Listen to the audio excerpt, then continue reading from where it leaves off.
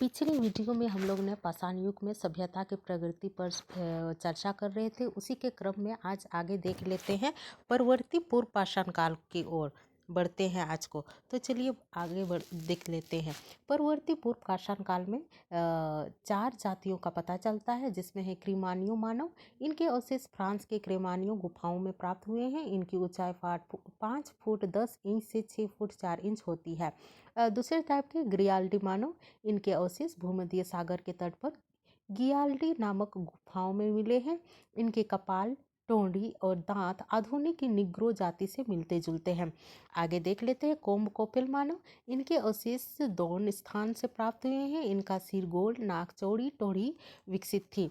अब चौथे प्रकार की जातियों को देख लेते हैं। सांसलात मानव, इनका आकार छोटा था। इस जाति का समीकरण ग्रीनलैंड की आधुनिक एस्किमो जाति से की जाती है। अब इनके सामान्य जीवन को देख लेते हैं।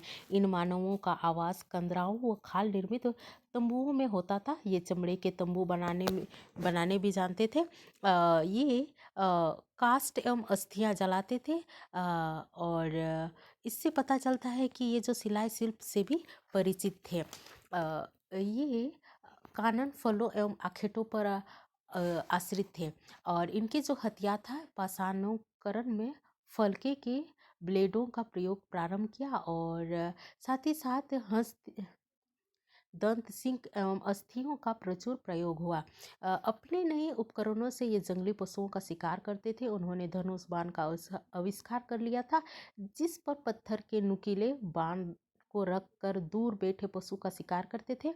ये वंशी से मछलियां पकड़ते थे, साथ ही हापुन से भी मछली पकड़ते थे। जिन गुफाओं में उच्च पूर्ण पाषाण कालीन मानव रहता था, उन पर शिकार के पशुओं का चित्र बनाता था। ये चित्र संभवतः शिकार की सफलता के लिए बनाए जाते थे या अंतर्मन की उपज थे। उच्च पूर्ण पाषाण काल का मानव चित्रकला में प्रवीण था। जिन पशुओं का शिकार करता था, उनका चित्र बनाता था। फ्रांस की गुफाओं में ये चित्र मिले हैं। ये मृतकों का श्रद्धापूर्वक दफनाते थे। अब आगे देख लेते हैं मध्य पाषाण काल को। कुछ विद्वानों का मत है कि पाषाण काल के 2 ही युग थे, पूर्व पाषाण काल तथा उत्तर पाषाण काल। उनके अनुसार इन दोनों युगों के बीच एक अंतराल है, परंतु निरंतर होने वाली खोजों एवं शोध कार्यों के परिणाम स्वरूप ऐसी बहुत सी सामग्री प्राप्त हुई है, जिनके आधार पर उपरोक्त मत पूर्ण खंडित हो गया। बर्किट एवं टाड पे कर्नूल एवं बम्बई में जो उत्खनन किए गए, उनके द्वारा पूर्ण पाषाण एवं उत्तर पाषाण काल के मध्य के युग पर प्रचुर प्रकाश पड़ता है। इसका नाम मध्य पाषाण काल है। ब्रह्मगिरी मैसूर जो है में रोपर नामक ग्राम के पास उत्खनन कार्य द्वारा लगभग 5 फीट की गहराई पर माइक्रोलिथ एवं नियोलिथ प्राप्त हुए हैं, परंतु लगभग 8 फीट की गहराई पर इन केवल माइक्रोलिथ ही प्राप्त होते हैं। इस प्रकार उचाली पंजाब में माइक्रोलिथ मृणपात्रों तथा होमोस्पेसिस के अवशेष साथ मिलते होमोस्पेसिस के अवशेष साथ साथ मिलते हैं। इससे यह सिद्ध होता है कि नियोलिथ की अपेक्षा माइक्रोलिथ अधिक प्रचलित है। अतः इनका युग पूर्व पाषाण काल अथवा उत्तर पाषाण काल के मध्य स्थित है। साक्ष्यों के अनुसार निश्चित रूप से कहा जा सकता है कि माइक्रोलिथ का जन्म पाषाण काल में हुआ था। मध्य पाषाण कालीन मनुष्य का निवास छोटी छोटी पहाड़ियों पर था। पूर्ण पाषाण कालीन मनुष्य की अपेक्षा इस काल के मानव में शस्त्र रहने की भावना कुछ कम हो गई थी। यद्यपि अभी भी वह कृषि कर्म एवं पशुपालन से ज्ञात नहीं थे। आखेट जीवन यापन का प्रमुख उद्यम था, परंतु अब तक उपयोगी पशुओं से परिचित हो चुके थे। उत्खनन द्वारा प्राप्त सामग्री के आधार पर कहा जा सकता है कि इस युग में पूर्ण पाषाण कालीन युग की अपेक्षा उनके औजारों में कुछ परिपक्वता आ गई थी। इन आयुधों में यानी कि उनके जो औजारों में आयताकार, चंद्राकार, चिकन एवं अपन ब्लेड, कोर पॉइंट तथा स्क्रेपर प्रमुख हैं। इस काल में मानव सामाजिक भावना पहले की अपेक्षाकृत अधिक जागृत हो चुकी थी। साथ ही साथ धार्मिक भावना का भी बीजारोपण हो चुका था। वे मनुष्य केवल को अनुष्ठापूर्वक दफनाते थे के शव को अनुष्ठापूर्वक दफनाते थे। इन कब्रों के शवों के शीर्ष की ओर हथियार रखे हुए थे तथा मानव शव के साथ कई स्थानों पर श्वानों के भी अस्थिपंजर प्राप्त हुए हैं। इससे प्रतीत होता है कि मानव केवल कुत्ते के मध्य किसी धार्मिक परंपरा का बीजारोपण हो चुका था। सामूहिक जीवन यापन की विशेषता यह थी कि मानव अब पहले की अपेक्षा और अधिक महत्व देने लगा था। ऐसा प्रतीत होता है कि इस युग में पारिवारिक प्रणाली का विकास हो चुका था। अब आगे देख लेते हैं उत्तर पाषाण काल को। विकासवादी सिद्धांत के अनुरूप पूर्व पाषाण काल के पश्चात मध्य पाषाण काल एवं उसके पश्चात उत्तर पाषाण काल का प्रादुर्भाव हुआ। इस काल का समय क्रम एवं स्थान निश्चित करना कठिन है, परंतु इनका दृढ़तापूर्वक कहा जा सकता है कि उत्तर पाषाण कालीन सभ्यता का विकास विश्व के चतुर्दिक प्रदेशों में विस्तारित था। इस काल से संबंधित सामग्री यूरोप, अफ्रीका एवं एशिया में स्थित अनेक केंद्रों से हुई है। भारत में इस युग के अवशेष कश्मीर, उत्तर प्रदेश, सिंध प्रदेश, बंगाल, बिहार, अग्रम मध्य प्रदेश, हैदराबाद, मैसूर तथा बेल्लारी जिले से प्राप्त हुए हैं। इस युग में प्रयुक्त सामग्री कैलसेडोनी, जेस्पर, चर्च एवं बलस्टोन है। इस काल में प्रयुक्त सामग्री पर गहरे हरे रंग की पॉलिश की जाती थी। प्राप्त औजारों में प्रमुख है कुल्हाड़ी, हथौड़ी, सेल्ट, सिल्क, स्टोन और फैब्रिकेटर। ब्रह्मगिरी, बेल्लारी तथा कश्मीर में बुर्ज होम नामक स्थान से प्राप्त सामग्री में उत्तर पाषाण कालीन सभ्यता के विशिष्ट एवं विविध हथियार तथा औजार प्राप्त हुए हैं। वहाँ की जलवायु को देख लेते हैं। इस युग की जलवायु पूर्व पाषाण कालीन जलवायु की अपेक्षा कृत अधिक उपयुक्त थी। असीमित शीत एवं अत्यधिक आर्द्रता की अपेक्षा जलवायु साधारण स्तर की हो गई थी। इस प्रकार के वातावरण में मानव की बुद्धि और शारीरिक क्षमता में विकास हुआ तथा मानव ने अपनी अवस्था में आर्थिक, सामाजिक एवं वैज्ञानिक परिवर्तन किए।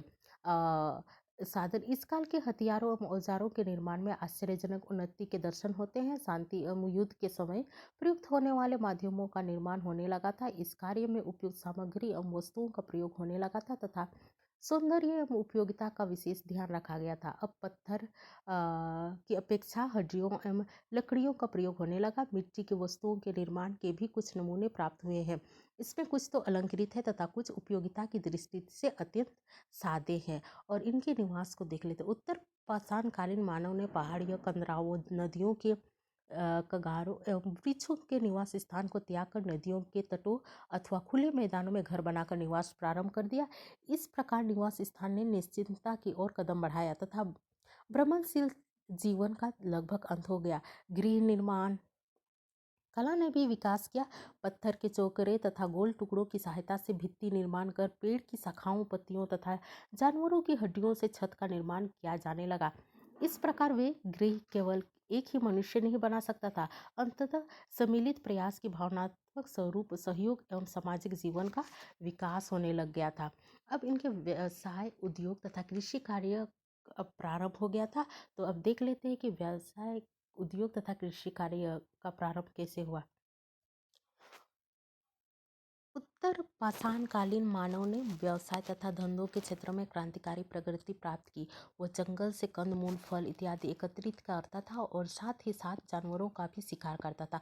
परंतु अब उसे अनुभव हुआ कि केवल इन्हीं माध्यमों द्वारा उनकी दिन प्रतिदिन की आवश्यकताएं पूरी नहीं हो सकती। उपरोक्त रीति से भोजन प्राप्त करने में उनके बाधाओं का सामना करना पड़ता था तथा एक अनिश्चितता की सद्भावना सदैव विद्यमान रहती थी। इस कारण उनका ध्यान उन पशुओं की ओर गया जो दूध दे सकते थे। अतः पशुपालन की भावना को जम लिया। गाय, भैंस, बकरी आदि पशुओं को पालने से उनकी समस्याओं का काफी हद तक समाधान हो गया था। उसके माध्यम से मानव ने व्यावसायिक प्रगति के क्षेत्र की ओर चरण बढ़ाए। तत्पश्चात उसे कृषि का ज्ञान हुआ। मानव का कृषि ज्ञान आज शायद साधारण ही प्रतीत होता हो, परंतु उसे प्राचीन युग में एक महान क्रांति अपनी विशेषताओं के कारण सभ्यता के समापन हेतु अत्यंत उपयुक्त थी। पर्वतों की विस्तृत श्रृंखलाएं, जल निधि की पर्याप्त उपलब्धता और रेगिस्तान की दहकती हुई शिखा राशि के कारण संपूर्ण नदी घाटी प्रदेश बहा आक्रमण की दुश्चिंता से बाहर था। ये कह सकना कठिन है कि वह हल का प्रयोग करता था। संभवतः यह लकड़ी का बना होने के कारण नष्ट हो गया हो, परंतु खेती काटने के लिए जिसे हेसिया का प्रयोग करता था उसके अवशेष प्राप्त हुए हैं। अनाज पीसने के लिए दो दो विशाल पाषाण खंडों को चक्की के रूप में प्रयोग होता था। उत्पादित सामग्री में गेहूँ, बाजरा, जौ, मक्का, फल और कपास प्रमुख रहे होंगे। उनके वस्त्र निर्माण को देख लेते हैं। उत्तर पाषाण काल में से पूर्व का मनुष्य अपना तन वृक्षों के पत्तों, छालों तथा पशु चर्म से ढकता था, परंतु इस काल के मानव यानी कि उत्तर पाषाण काल के मानव ने वस्त्र निर्माण कला का विकास कर लिया था। पशुओं के बालों तथा पौधों की पतली टहनियों को वस्त्र के रूप में बनाया हुआ प्रारंभ कर दिया बुनना प्रारंभ कर दिया था। और अनुमानतः अनेक उत्तर पाषाण कालीन देशों के मनुष्यों की भांति उत्तर पाषाण कालीन भारतीय भी पेड़ पौधे के द्रवों और धातु रसों की सहायता से अपने वस्त्र रंगता था। उसको पीले, हरे, नीले और लाल रंग का विशेष ज्ञान था। कपड़े पहनने का ढंग बड़ा सादा एवं साधारण था। कपड़े का आधा भाग कमर पर लपेट कर आधा भाग कंधे पर डाल लिया जाता था। पुरुष सर पर पगड़ी बांधते थे तथा स्त्रियां लहंगे का प्रयोग करती थी। उनके आभूषण निर्माण और प्रयोग को देख लेते हैं। आभूषण पहनने की प्रथा का प्रचलन हो चुका था उत्तर पाषाण काल में। इसके आभूषण पत्थर, पशुओं की हड्डियों, कौड़ी एवं सीपियों से बनते थे। इनमें माला, कानों में पहनने की बाली तथा अंगूठी प्रमुख थे। श्रृंगार करने की रुचि का काफी प्रचलन था। स्त्रियां संभवतः पुष्पों द्वारा भी अपने केसों तथा हाथों को सजाती थी। अब उनकी जाति तथा वर्ग संप्रदाय का जन्म को इसी समय हो जाता है।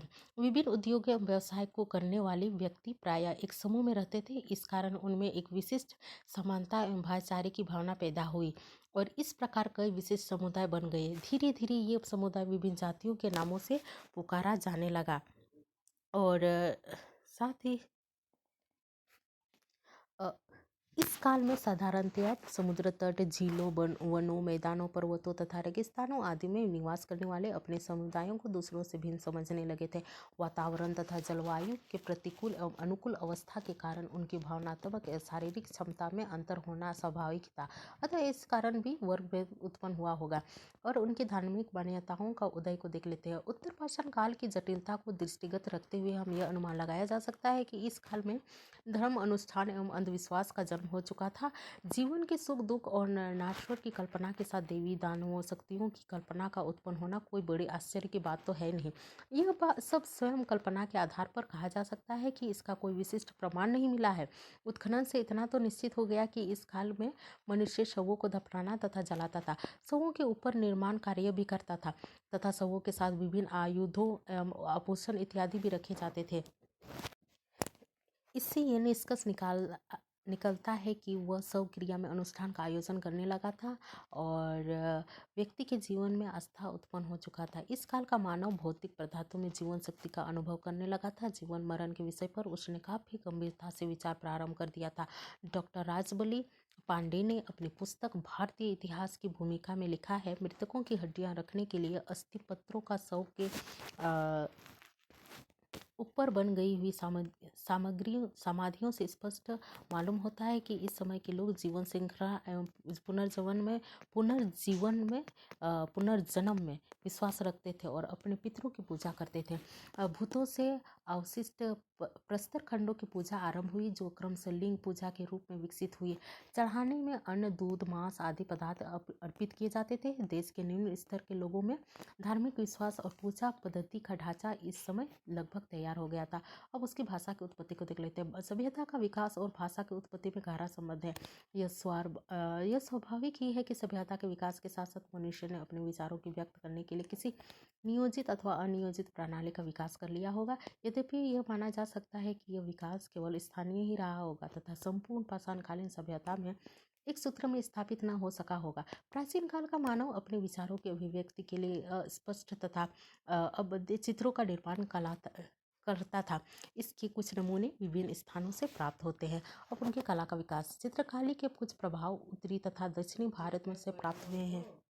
इन चित्रों की अभिव्यक्ति विषय प्रकृति